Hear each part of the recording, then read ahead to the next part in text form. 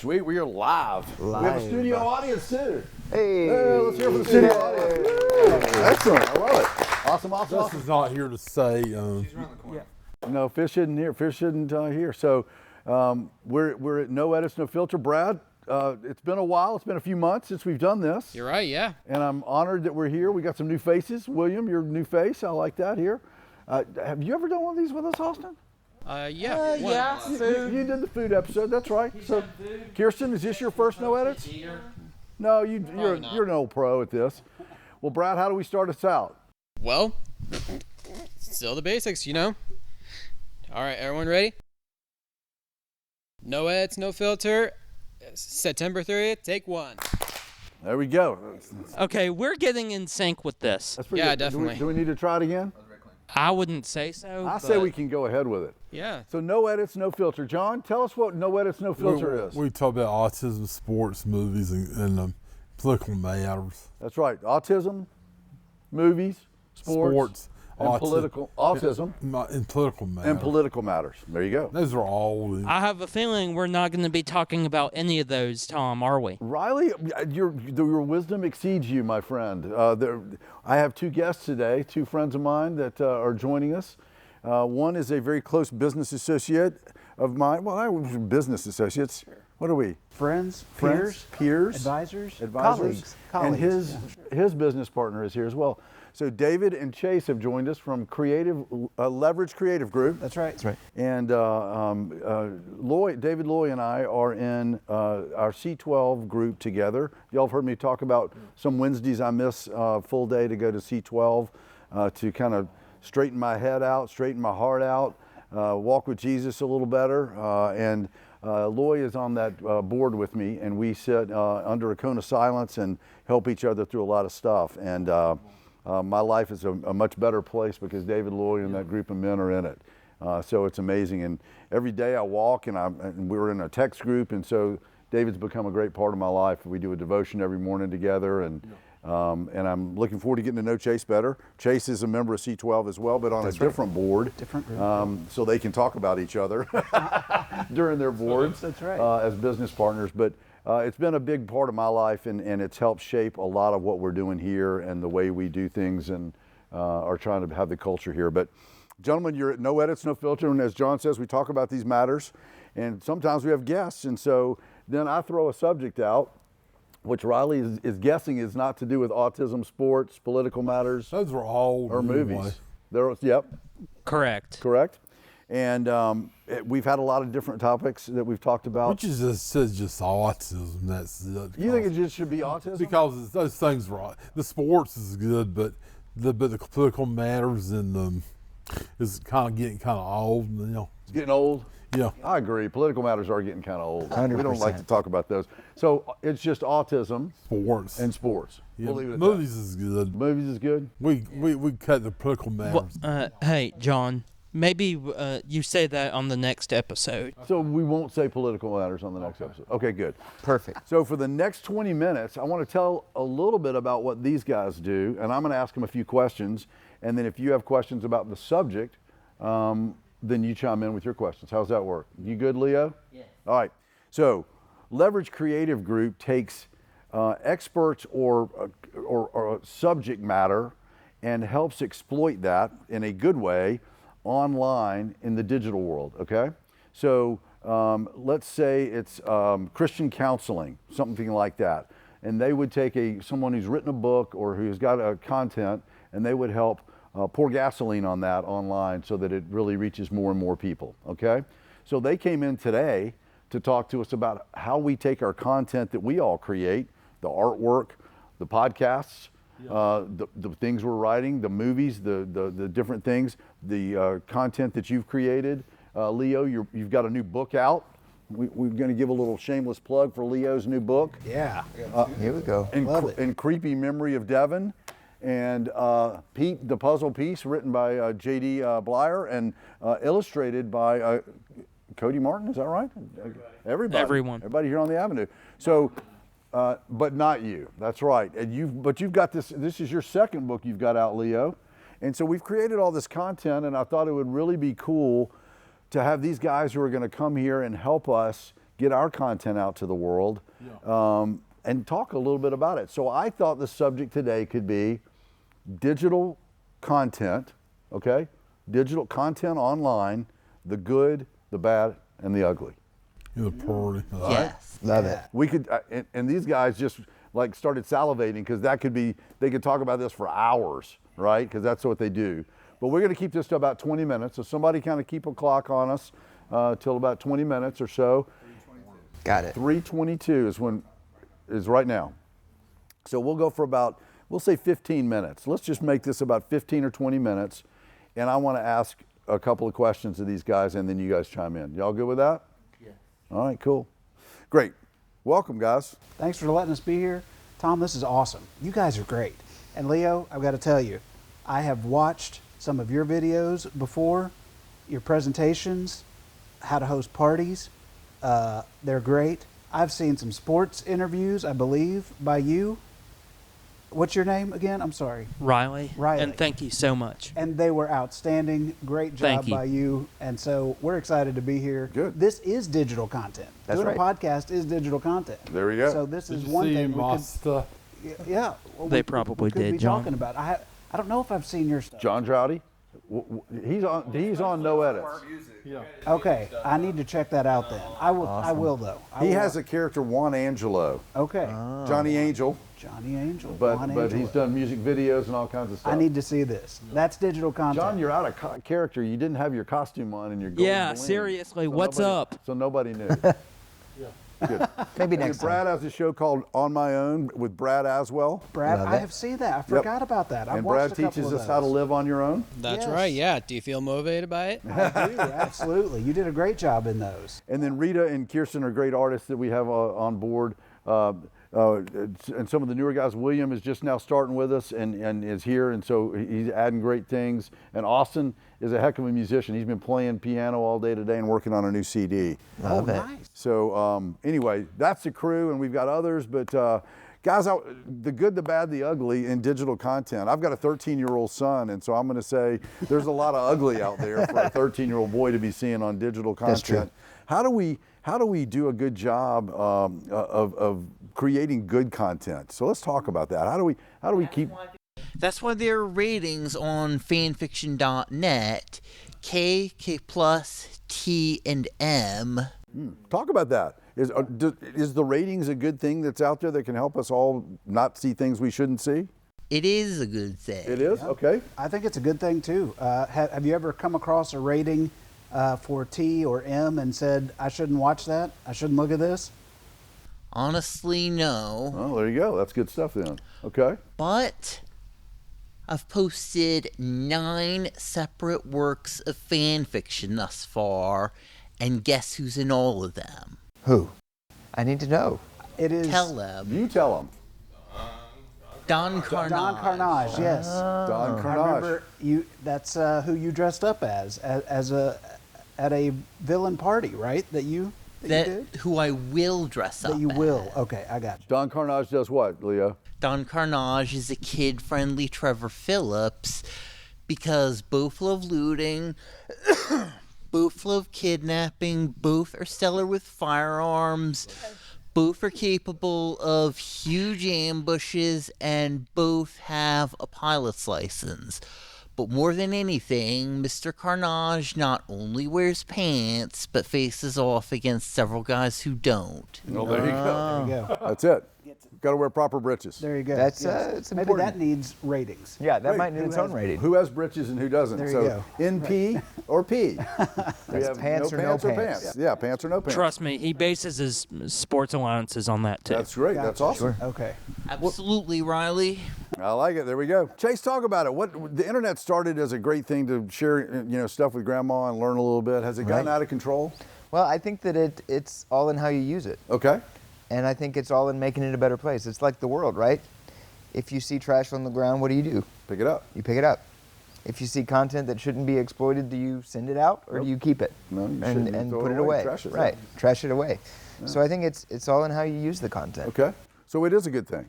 The internet's a great thing. I think it can be, especially for podcasts. Yeah. And to talk about things that you like, and more importantly, to talk about things that you want to help other people with. Oh, that's cool. We call it transformational content. Yeah. We want our content to help people get from point A to point B, and then point B to point C, and then get better and better and better. Okay. So if you're trying to help people with your content, like On My Own, trying to help people, right? That's the kind of content we want to make sure gets to as many people as possible. So how do you do that, though? I mean, how do you get something out? We create content in here every day. They're working on a series, a movie. We've got books. We've got podcasts. They've written a lot of short stories. We've shot a little a TV show about, one of our shows is about our fish that have passed away, which is hilarious and sad, all in the same breath, I guess. But how do you exploit in a good way? And exploit's, I got to find a better word. How do we amplify? God, thank you, Chase. You're welcome. Well, that's what I'm here for. That's what you do. How do we amplify content on the internet? Can I be 100% honest? Yeah. Is that okay in this Please. circle? Can we be 100%? Yeah. I don't know the answer. Wow. You have to try a bunch of things Okay. and see what works. That's good. People used to tell me, we're in the video business here too, right? And they would go, hey, would you create me a viral video? And I'm Would like, love to. Oh yeah, I'd love to create a viral video. And well, this isn't a viral video. Nobody's watching it. So how do you create a viral video? I mean, that's the dumbest question I feel like I ever get asked, right? You create a lot of videos. I was going to say, and And you one hope will go one goes viral? viral. Yeah. So my because you son's- share them out to everybody. how do you write a great book? How do you make a great movie? How do you write a great song? You probably have to write a bunch of bad songs first. You probably have to create a bunch of bad videos Yep. first. Back when I wrote a lot of songs, people would say, how do you become a songwriter? I said, write a song. It doesn't mean you're a hit songwriter. You you're a songwriter now. I have a question for you guys. Do y'all know about Vincent Van Gogh? Yeah. Yes. This is Van Gogh. Yeah. What do y'all know about Vincent Van Gogh? Well, I know. Tell me. He's an artist and he's one guy who likes to paint, but I remember going to one exhibit somewhere that was here and it just shows like all kinds of his artwork or something. So Vincent Van Gogh is like this post-impressionist artist or something, and he just painted like all these squiggly lines. So that's obviously his style. That's right. That's 100% right. But do you know all the different things Vincent Van Gogh did before he was an artist? No. Did you know he was a fairly mediocre artist when he tried to paint in a style that wasn't his own style? I'm No. guessing, yeah. Did you know about that, Kirsten? Yeah, pretty much, pretty much, because the only thing I heard about Vincent Van Gogh is that he's one guy who lived with his brother that he felt connected with, and yeah, he's probably one guy who had pretty much a hard time, and Okay. especially with his friend especially with a friend figure he had who left him. Okay. Rita, what about you? What do you know about Vincent Van Gogh? What's your inside scoop? I know with Vincent Van Gogh, it wasn't until like he hit really bad depression. Like he went through a lot of ups and downs. I think he was almost homeless at one point too, where he was trying to sell his art, nothing happened. He poured his heart out to a woman and she didn't reciprocate his feelings. There was at one point where he even sent her his ear as like a sign to show like, hey, I really like you. And she's like, I really don't like you now. type of thing. And so I like it you wasn't more until with like 2 he ears. hit his Great Depression, like he was severely depressed, that's when his art really started to pick up, because that's where a lot of his emotion and feeling was going into his work. Bless you. Like The Starry Night is one of his most, bless you, famous pieces, and that's one of his most, where he was at his lowest points. Wow. Because that's where all of his feeling went into that piece. And I think it wasn't until he passed away that piece finally got recognized too. Wow. So a lot of- posthumously, his art became yeah. famous. Like a lot of artists around that time period, it wasn't until later when they passed that was when they finally got their recognition. And it's when he was authentic that his art started to take off, and so that Dealt with his depression, dealt with his stuff. That's Really right. was himself as opposed to being an impressionist of something else. Is that what you're saying? yeah, exactly. He wasn't trying to be somebody else. He started being himself. And when he was himself and started to heal and get better, he healed through his art. We got 3 artists in this room, really. A lot of artists in a lot of ways, but do you agree with that? Rita, has that happened to you in your art? I know that's a softball question because I know you really well. Yeah, because I know a lot of times, like, because I mean, I struggle with depression and other things too, so a lot of times art helps me out through that, where I can vent my frustrations or vent my feelings into it, or I can just try things, really express myself through it. If I have trouble vocalizing things, I can put it in my work and stuff and just get all that feelings out. and it's really cool to do those things. It's really helpful. That's in awesome. That stuff. So let me ask a question of the group. This may not be on our subject, and I guess I can change the subject. I'm the host, but is art created for the artist or is art created for the audience? I think it depends on the artist, because there's some people, like some artists, some content creators that are out there that think, oh, I'm watching YouTube, I see this person, I can be just like that person, I can get all this money. And then you have people where they just like being able to draw. They just want to do it for fun, to express themselves. They don't care where it goes and whatnot. Like, because I've had instances where I've done art and I've had book publishers come to me being like, we want you to illustrate my book. And I'm like, no, I don't want to. And they're like, but you can make all this money. It's like, I don't want to. Not your motivation. That's not why I do it. Yeah, it's like I do it to be happy. I had a point where I stopped drawing for 2 years because it started becoming investment, and not, well, I just want to do it for fun. I want to do it for me. And there's some people who are motivated by that. That's their lifestyle, and that's what they want to do. And then there's some people that they're just content. And I like to draw. I like to do it for me. I like to do it for fun and not do anything else. John, what about you? Do you like to draw so that other people can see it, or do you like to draw because you enjoy drawing? I enjoy drawing. Well, yeah. Well, I just you know, when I was younger, I think I was into drawing and all that because my autism. And I don't know, just it. Well, I don't know, just like well, I just want, you know, I just want to become an artist. So when I started the school, I learned how to top and all. I top and then I started drawing and all of that. Yeah. When Matt Bauman was here and Tyler, they used to help me out on the computer and all that. Yeah. So they get me something started something. So I do it. And you like it? Yeah. You proud of yourself? Yeah. Cool. Kirsten, what about you? Do you draw for others or do you draw for yourself? I would. 2 seconds. Bye, William. Bye. Have a great weekend. Keep going, Kirsten. And sometimes I would just, well, draw people or something like that. And sometimes I like drawing like fantasy characters or something like that. So Cool. So it depends. Yeah, that depends. Yeah. Well, and my belief is that God has put some unique message in each of us to help ourselves and to help those around us come closer to Him and come closer to those around us. And So I think it's that- for the vertical and for the horizontal relationship. So it can be a dual role. Yeah. And I think everybody's is uniquely different. There's some people are passionate about sports and interviews. Others are passionate about music or about art or about teaching people how to live in a certain way. Everybody has their own unique message to share, and so you got to figure out what it is that you have. What is that voice? Yeah, exactly. And Yeah. practice. You're not gonna nail it the first time. Yeah. You're not gonna paint Vincent van Gogh quality work the very first time you ever try to paint. But if you practice and keep going, keep creating something new, it'll get better each time. And you know how we know that? Because Vincent van Gogh didn't create Vincent van Gogh quality art the first time. Right. That's right.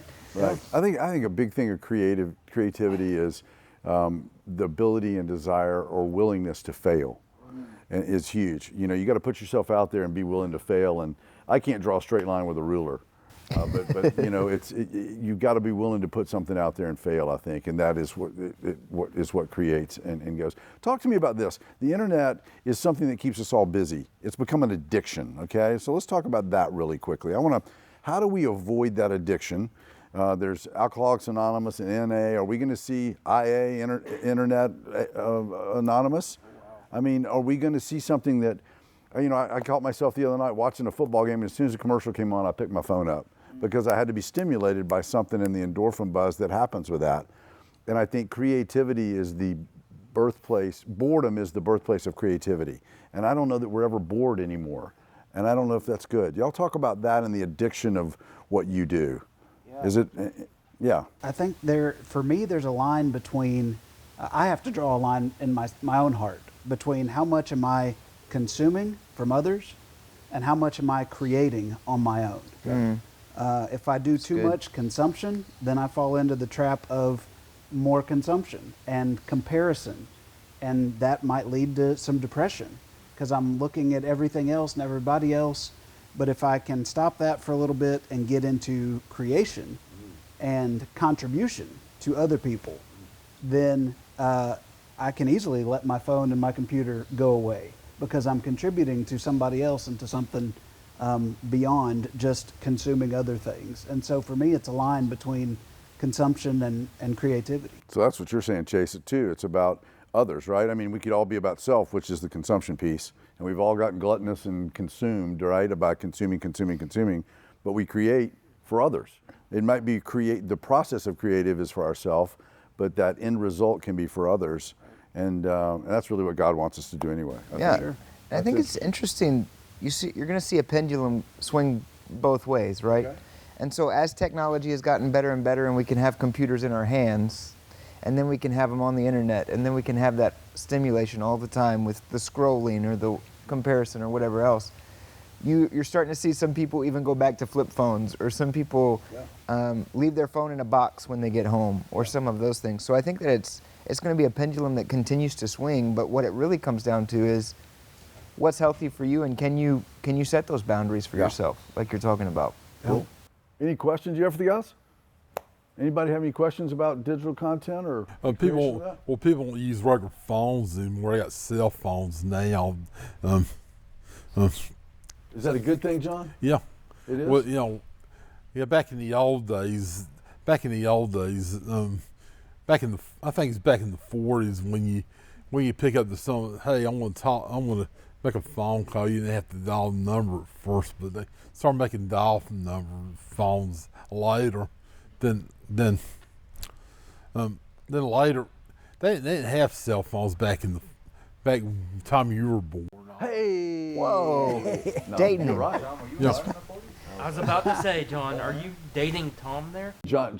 Tom, were you alive in the old 40s? guys in the group. Yeah. No, you're right, John. Yeah. And we've seen a change in that, and I think we've seen a change in attention span and the ability to be present and all of that. So in some ways, Apple, if you think about it, it's all the knowledge in the world right there in your hand. I mean, there's a reason it's an apple with a bite out of it, right? I mean, that's the logo means that. Yeah. And I think, is that good or bad that we have all that knowledge in our hand? It's good. Back in the 70s, they didn't have cell phones. Yep. Back in the 80s, they didn't have cell phones. They started coming out with the 90s. In the 90s. I think for with today, the digital age, it's with how much it's evolved in the past, and being able to have the phone and everything to your hand, I think that in a way it does help creativity in a way. Okay. But I think it can also sometimes hinder creativity because you have your Instagram, your YouTube, the TikToks, Twitter, all that, all these content creators and influences, while it can be also inspiring, it can also, I'm trying to think of the word. It's motivating, but can also dishearten some people too, because they're like, oh, I want to be the next Markiplier. He's one of the biggest YouTubers right now. It's people are I want to be the next gaming guy, or I want to be the next artist out there, and they're trying to measure their view count and their views. And when they're oh, I'm only getting 1 like per video, and I think kind of how we talk about Van Gogh, people don't realize it's a lot of work. It's basically taking on another job as soon as you start doing social media platforming. And it's daily work, and if you're not consistent with it, if you're not constantly keeping up with it, it can hurt you, but it's also fun type of thing. And I think that's something too, for anybody who's doing social media, content making or whatever, it's not to get discouraged from doing that. Is that just know it does take that process. And I think it's cool that we all have it at the touch of our hands too, but I don't think we should let that devalue us as people or people who create things. Because y'all use digital tools, all three of the artists in here, and obviously music and producing podcasts. It's a digital platforms. Those are all digital creative platforms. We're not drawing on canvas anymore. Well, and I think we presented it as a yes or no, but it depends. That's the answer, right? Yeah. Is it good or bad? It depends. How are you going to use it? How can you regulate yourself? It does come back to self-discipline in all things, right? Especially in a world of consumption that's out there. You could just go consume too much food, too much anything. It's about. My wife has a great saying. She believes it's minimalistic, or I'm not saying the right word.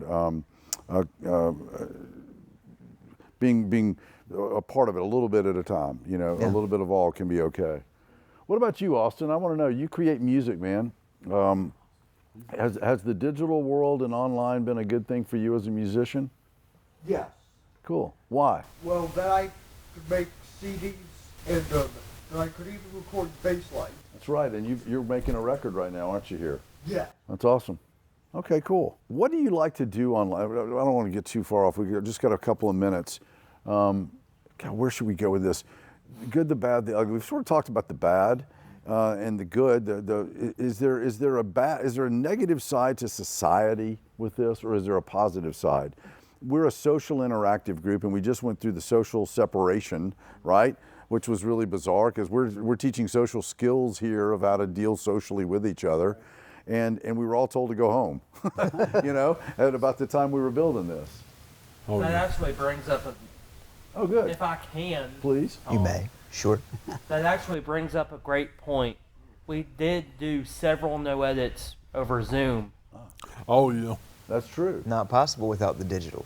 And we would have missed all those. And you hosted a lot of those from A lot. I hosted every single one. from where? Over in North Carolina, even. Yes.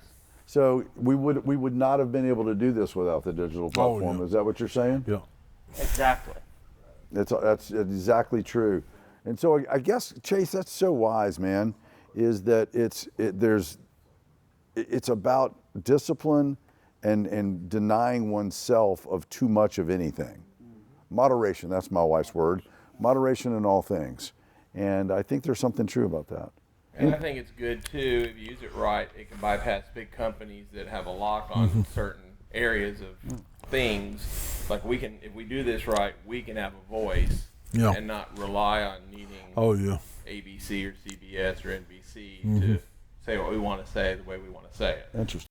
That's a great point. It has given a voice to the individual for sure. There's no question about. We've been talking about consumption, but you're exactly right. Anybody with an iMac and a phone and a computer can broadcast anything they want to broadcast. What do you think, Chandler? Well, something that I talk about in school. I'm a senior over at Lipscomb. Oh, nice. Is that when you're trying to learn something, it's always Google that you go to straight away. Right. I want it to be that when you Google autism or disabilities or anything like that, On the Avenue is one of the first that come up. Okay. Because if you just Google it, you're going to see all the negatives. You're never going to see the positives. But if you look on our website and saw our blog posts of Riley and Dustin, or our music videos, or our art, there's your positive. There's the proof we put in right there. So I think that would be a major positive in the digital platform, is to see the truth behind things as well. Oh, that's cool. I love that. I agree because like during the beginning of like my Sharona and all of that, as I call it. Your what? Like I call it my Sharona. Yeah, exactly. There you go. Like during the beginning of that, I noticed TikTok, especially for the autism community, all these creators who didn't have a voice were talking about their experiences with autism, and here they are, thousands, millions of views, and they're being the voices of things, because before it was only, oh, you have Autism Speaks. Well, you don't want to listen to Autism Speaks. They have the idea, but they're doing it in a bad, negative way, where you listening to the source of all these people with autism as creators, talking about what it's like and influencing. And here they are in their bedrooms, in their own home, apartment. They're getting sponsorships. They're going on outreaches and all these things, hosting meetings and whatnot, community, TED Talks, all of these things. And here it is. It's like a 15-year-old that was just in their bedroom, or it's a 22-year-old who's in college in their dorm room doing these things. And it's just so amazing how social media can do that. Like that, in my opinion, that's one of the big pluses, is that it gives people these voices to do that. I think my mom years ago, I think one time she looked up something, found a cure for autism. She tried me on vitamins and all of that. Yeah. And well, it seems like it didn't really work. I used to flip all the time, and I quit flipping for a while and started back again. Yeah. I used to get strings and flip them, and now I don't even flip anymore. I used to flip really bad when I was younger, pull my subwalks and all So that. John, how has creating art and the digital world helped you with your autism? Well, it kind of changed me. I mean, dude, I've seen you have flipped. You've not flipped. That's the wrong word, but you've changed so much in the years we've been hanging out together. Yeah. What would you say is how has digital and technology helped that? Real quick, Tom. Even before, and I'm going to still read this word here, my Sharona, I've seen John take leaps and bounds. Like when we were first starting on the avenue, we invited John over and he started learning how to type and his first email. Yeah. And then we were all sent home. For COVID. Oh yeah. But once we all came back in and ushered in the avenue as it is now, I've seen John take to things like a duck takes to water. Look at what he's doing. John's ratings. We say John's ratings have been skyrocketing. You've been going up, haven't you? Y'all kind of joking about it. But it's not funny, is it? Sometimes John's ratings got to go down. But it's not funny because you really made a lot of effort and a lot of headway, haven't you? Yeah. That's why he's a two-timer. Yep. Dude, the saying on the wall out front is my favorite saying, and that's why we put it on the wall. What does it say? My favorite creativity. Y'all ain't ready for my creativity. Because nobody had asked John to be creative before. And now he's creative and he has an outlet for it, and God is good. Period. It's amazing to see that. Got songs on Spotify. He's got a character. He's had fun. He's got friends and hang out with. I don't think getting a cure for autism is the thing to do because this place won't exist anymore. Don't cure autism. Why do we need it? Let's I don't celebrate know. it. My mom tried it. Well, because she loves you and she thought it was something that needed to be cured. Yeah. But I think the beautiful part of it is it's something that needs to be celebrated. Yeah. And I think if we can find a world where we celebrate the differences in each other as opposed to trying to cure and put a burden on someone. That would. Hans Asperger said that for success in science or art, it takes a touch of autism. And I agree 1,000% with that. I've been in the creative community now for about all my life, really been writing songs. Speaking of Tom's creativity, we've actually had 2 of his friends on as well. You need to go check that out too. Oh, you plugging the old shows. Yes, I like I'm plugging no edits during no edits. I love it, dude. I love it. See, there's my SEO right there. I love it. I love it. That's awesome. Yeah. So check us out on No Edits, No Filter. John, it's time to wrap this thing up. First off, Chase and David, thank y'all for being here. Thanks for letting us be Thanks here. for having This us. is awesome. Everybody, thanks. Thank you, sir. Yeah. Thank you. Big ass taco. It's done. Big ass ass taco. taco. That's how we end it. That's a wrap.